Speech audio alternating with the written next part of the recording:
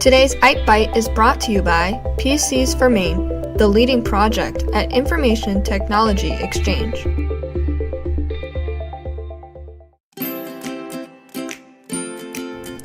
Today's lesson, Parents Protect, how to create a safe environment for your kids and grandkids.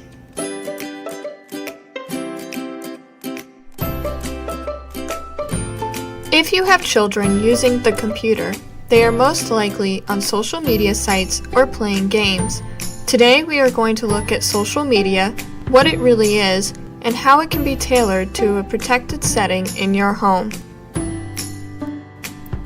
The term social media is used day to day in reference to so many computer-related activities. It refers to any web-based communication tools which enable individuals to interact with each other around the globe through the sharing and receiving of information. In order to really understand what it is, we're going to break it down piece by piece.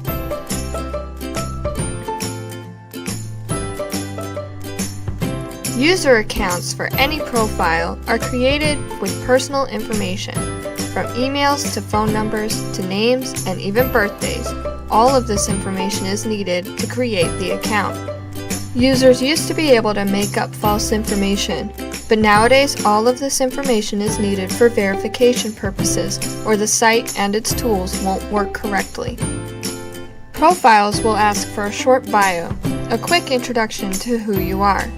They will also ask a user to post a picture of themselves. Fortunately, this picture doesn't have to be of you. Unfortunately, other users may not be using a picture of themselves either. The profile is used for interacting with others. It makes it possible to share information, news, videos, and pictures. You can also have private conversations with others.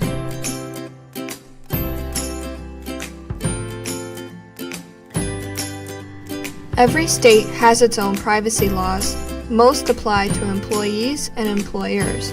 Understanding your state's laws will protect you, your family, and your business.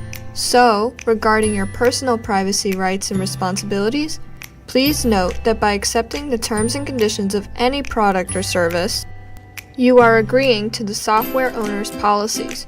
Your information is available to collectors of this site's data, whether that be a company like Google or the corporate office of the product you are using. And now you know what social media is and what it is composed of. Here are some quick tips to keep your children safe online with regard to security.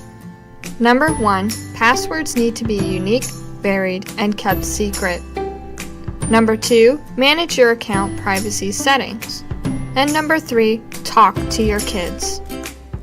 Passwords do not need to be extremely long, but don't use something personal like a birthday or anniversary. As a general rule, use 1 capital letter, 2 numbers, and 1 special character. Most websites will accept this as long as you have at least 8 characters. Again, a really long password does not increase security. Uniqueness will. Many social media accounts allow for changes to privacy settings.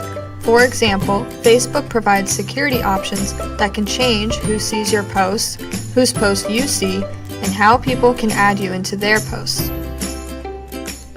Twitter, Google+, and YouTube do this as well. Stay vigilant and check these settings. Make sure you know who they are talking to online. If there is anyone on their account whom they have not met in person in an approved environment, make sure they remove them from their list. Also, tell your children the importance of never sharing personal information. This includes anything from a phone number to their best friend's name. They need to know how to be proactive, and that begins with what they share with others. You have to get involved. The internet is another playground, and just as you check slides and swings, you must be aware of the online environment. After developing good habits, you won't have to be at their side the whole time, but being their partner as they learn those habits is really important.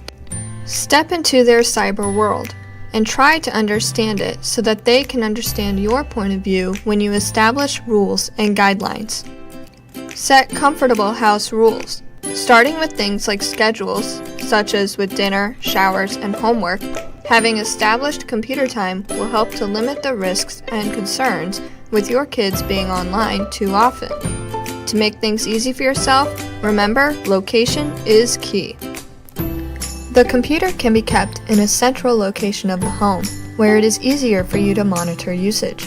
Then move to content, setting rules for items like search engines, which can be replaced with FactMonster or Kids Search, or games, which can be designated as sites centered on children activities.